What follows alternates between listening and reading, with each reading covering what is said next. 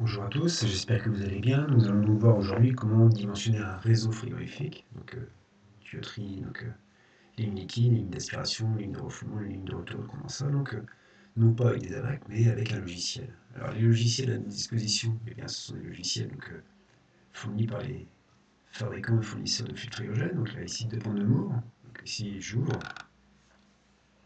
là, ok, ok, je choisis ok, je viens choisir un simple étage.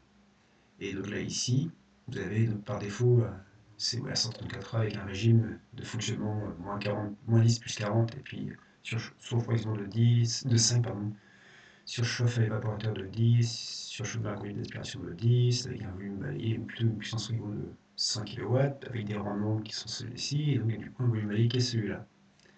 Et ici, vous avez line sizing. Donc quand vous cliquez dessus, eh bien, vous pouvez venir, donc en fonction de la puissance qu'il y a, et bien vous allez pouvoir ici définir un diamètre et des vitesses. Donc voilà, donc ça c'est un logiciel. Voilà. Je fais un autre logiciel à votre disposition, c'est SACAD. Même chose, vous pourrez. Et là ici vous allez dans cycle. Donc là pareil, par défaut c'est du 134A avec un régime particulier. Voilà. Et ici vous avez tableau de dimensionnement. Là ici, en fonction de la puissance que vous allez rentrer, ça va vous calculer un diamètre, une vitesse et des paires de charges. Voilà, deuxième logiciel. Et puis, troisième logiciel que vous pouvez utiliser, c'est Cool Selector. Donc là, ici, je l'ouvre. Alors, c'est bon.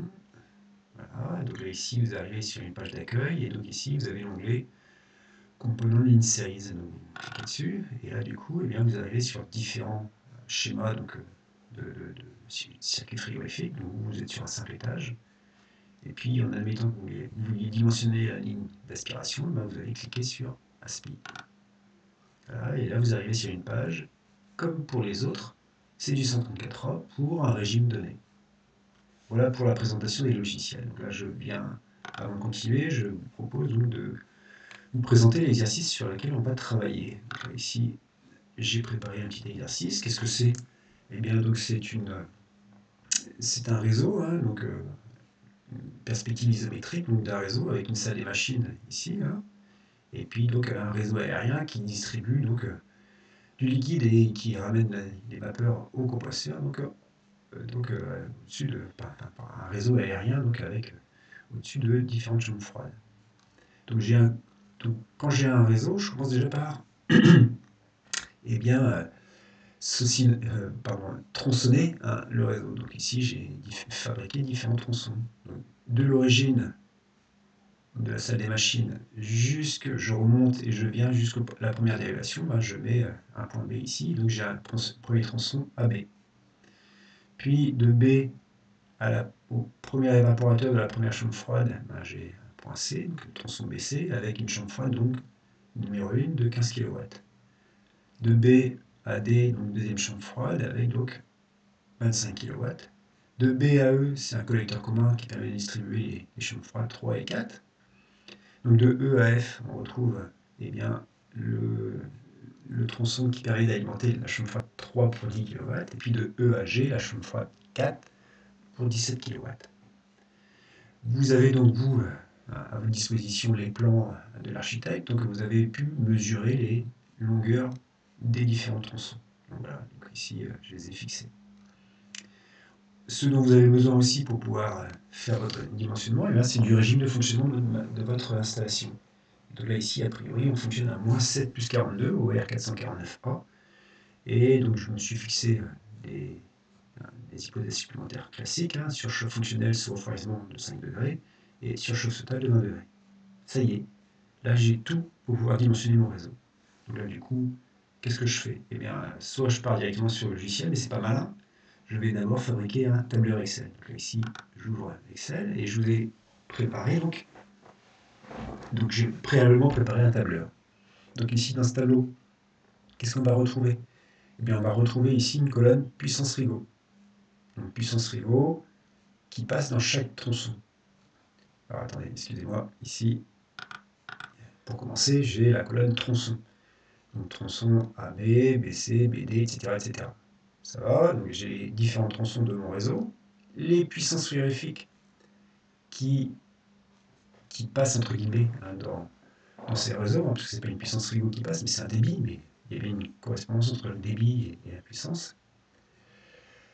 Ici, la longueur droite donc, du tronçon.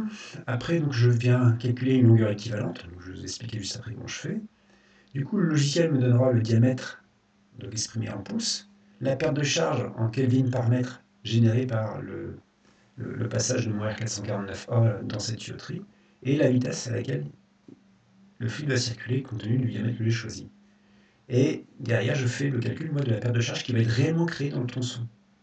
En faisant quoi? En faisant tout simplement la perte de charge en Kelvin par mètre multiplié par la longueur équivalente de mon réseau. Alors, longueur équivalente de mon réseau, eh bien, c'est la longueur droite multipliée par un coefficient de majoration qui tient compte des pertes de charge singulières. Alors, qu'est-ce qu'on entend par les pertes de charge singulières? Eh bien, c'est les vannes, les coudes, enfin tous les accessoires, tous les accidents de parcours. Voilà, donc par défaut, on prend 1,3. Donc si je mets 1, normalement je dois retrouver ma longueur droite. C'est bien effectivement ce qui se passe. On retrouve bien les longueurs droites. Donc ici, ce coefficient, il varie entre 1,1 et 1,5. Lorsque votre réseau est très court, eh bien, le moindre accident a beaucoup d'incidence sur la perte de charge. Donc prenez plutôt 1,5. Inversement, lorsqu'il est très long, eh bien, les accessoires, il n'y en a pas plus pour autant, et donc l'incidence de l'accessoire sur la perte de charge est moins importante. Et donc du coup, on prendra plutôt 1,1. Nous, par défaut, on prend 1,3. Voilà. Voilà. Et donc du coup, dernière chose que j'ai faite aussi, préparer, eh bien, c'est ici, du coup, savoir quelle est la perte de charge donc, de mes différents réseaux. Alors, vous êtes bien d'accord ici, j'ai bien un réseau pour alimenter de l'évaporateur numéro 1 de A à C. Pour alimenter l'évaporateur numéro 2, c'est A à D, puis de A à F et de A à G. Donc je retrouve ici mes différents tronçons, enfin pardon, pas tronçons, mais circuits. Et donc du coup, eh bien, je calcule la perte de charge donc, sur le tronçon AD en faisant quoi? C'est la perte de charge du tronçon AB plus BD. Est-ce que c'est bien ça? Effectivement, c'est bien ce que je retrouve. Voilà, donc ça y est, mon tableur est prêt. Donc si mon tableur est prêt, avant même de commencer, ici, je vais copier donc, tout ce que j'ai fait, et puis je vais le mettre sur une feuille 2, et le coller. Et donc ça, du coup, ça sera plus l'aspiration, mais ça sera le liquide. Là, ici, ça sera le liquide. Voilà, je valide. Ici, je viens de mettre que ce sera ma conduite liquide. Voilà, et je reviens ici. Donc là, ici, hop là, j'ai fait une bêtise. Bon, CTRL V. Ah, zut, j'ai fait une bêtise, je sais pas quoi. CTRL C. CTRL V. Voilà, donc, du coup, ici, ce sera la vapeur. Donc ici, SPI. Voilà, et donc ici, il fait une SPI. Voilà. Du coup, ce sera donc SPI. Ok, SPI. Je vais y arriver. Voilà. Donc du coup, ici, je suis prêt à travailler. Donc, je suis prêt à faire mon réseau. Donc faire mes différents réseaux. Alors, donc du coup, je vais fermer ça. Et donc ici, je viens ouvrir mon logiciel Cool Selector. Et donc là, eh bien, j'ai choisi donc, le dimensionnement des réseaux. Et donc du coup, ici, j'ai tous les composants de mon circuit. Et donc là, ici, j'ai l'icône qui permet de faire le dimensionnement des tuyauteries, piping. Donc je double-clique dessus. Et là, ici, en bas s'ouvrent donc les différentes familles. Et nous, pour avoir des dimensions en pouces cuivre, et bien ici, il va falloir que je choisisse cette désignation Copper Pipe ANSI. Donc je double-clique dessus. Et là, vous voyez ici une fenêtre s'ouvrir. Ça va? Bon. Rappelez-vous, ici par défaut c'est 234A. Donc ici maintenant, il faut que je vienne dire que je veux travailler au R449.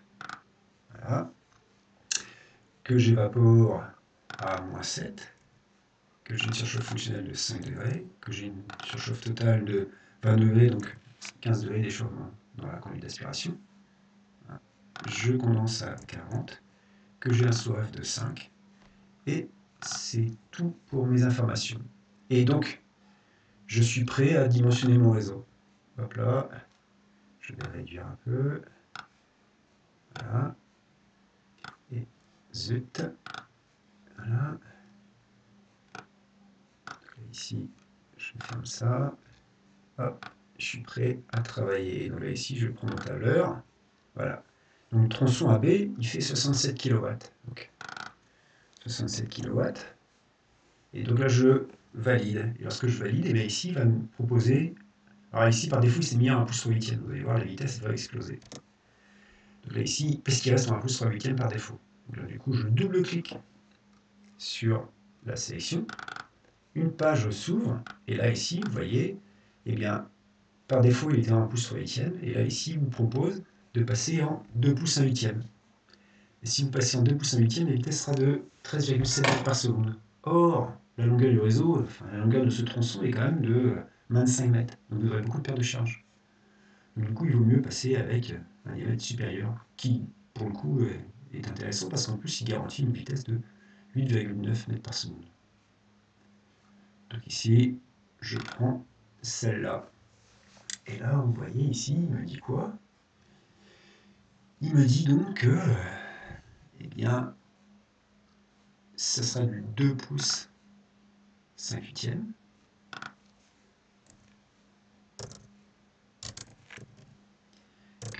Que la perte de charge, alors là ici il vous donne une perte de charge pour 10 mètres, donc si vous mettez 1 mètre, là ici il vous donne une perte de charge, donc ici pour le coup, du coup il faut revenir sur donc, la fiche de sélection, et là ici la perte de charge est de 0,026, donc ici 0,026 Kelvin, la vitesse est proche de 9 mètres par seconde. Voilà. Voilà. Et donc du coup, compte tenu de ma longueur, eh bien, on est bien d'accord, hein? Ah pardon, c'était 0,09. 0,09. Voilà. Donc compte tenu de ma sélection, oula, qu'est-ce que c'est que ce bazar? Donc 2 pouces, 5/8. Compte tenu de mon diamètre sélectionné, ma perte de charge unique en Kelvin par mètre, c'est bien 0,009 Kelvin par mètre. Ma vitesse, du coup, elle est proche de 9 mètres par seconde, donc du coup je prends 9, je ne vais pas m'embêter avec des dixièmes. Et du coup quoi? Eh bien, la perte de charge réellement créée, c'est 0,09 fois ma longueur équivalente. Donc, et j'arrive donc déjà à 0,3 Kelvin de degré de perte de charge créée sur mon tronçon AB. Bon, je continue, je fais le tronçon bien baissé. Donc ici je viens rentrer 15 kW. Ici je dois fermer la fenêtre, je reviens ici, 15 kW.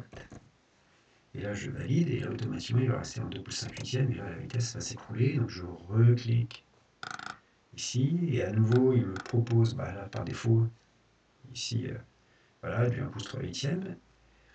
Et donc si je prends du 1 pouce 3/8, la vitesse sera de 7,5 mètres par seconde. Je suis un peu en dessous, ah pardon, j'ai oublié de parler de tout ça. Vous vous rappelez que la perte de charge, donc sur un réseau d'aspiration, elle doit être comprise entre 1 à 2 degrés de perte de charge, et la vitesse comprise entre 8 et 20 mètres par seconde. Vous vous souvenez de ça, c'est été vu en cours, et ça vous devez toujours vous en rappeler.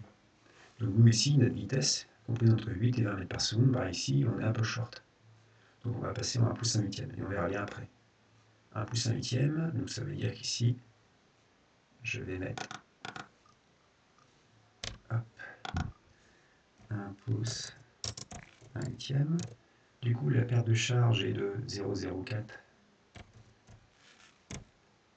41 Kelvin par mètre. Et ici, la vitesse est de, en gros, 11,5. Voilà. Et donc du coup, je continue, BD, je ferme ça, BD c'était combien? C'était 25 kW. Je valide, et là ici je viens voir, et là du coup qu'est-ce qu'il me dit? BD, donc eh bien il faudrait que je passe donc, bah tiens, du 1 pouce 5 huitième, ça serait pas mal, puisque j'aurais une vitesse ici de 8,81, 8,9, donc quasiment 9 mètres par seconde. Donc ici je passe en 1 pouce 5 8. 1 pouce 5 huitième. Avec une perte de charge donc de 0,016 et une vitesse de quasiment 9 mètres par seconde, 8,9. Je valide. Et donc là ici, regardez, tout en construisant votre tableau, eh bien vous venez ici d'avoir créé des pertes de charge. Donc le tronçon AD est fini, et j'ai une perte de charge de 0,5 Kelvin, le AC 0,8 Kelvin, donc je suis bien inférieur à 2 Kelvin, je suis même inférieur à 1 Kelvin, donc tout va bien. Donc lorsque j'aurai fini mon dimensionnement, il faudra que je vérifie que les pertes de charge ici sont inférieures de 2 degrés et idéalement sensiblement les mêmes. Voilà, donc j'ai fini la présentation, la première présentation. Je vous laisse construire votre tableau et puis on se revoit pour une deuxième présentation. A tout de suite.